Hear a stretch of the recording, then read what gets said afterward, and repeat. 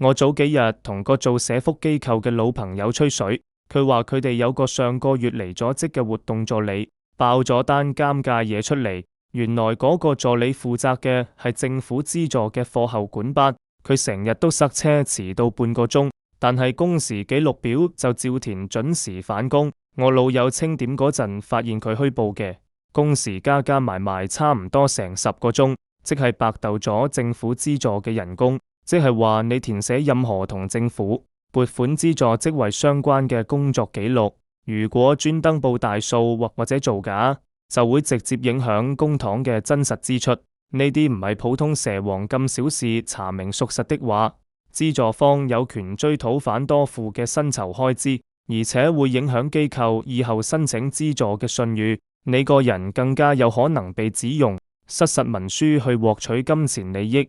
罰款兼留案底真係唔出奇。第一，填任何資助項目嘅工時記錄一定要均均真真，遲到就照寫。第二，機構主管都要定期核對真人同記錄，唔好齋信同試自律。你話呢啲小動作係咪一查就穿煲？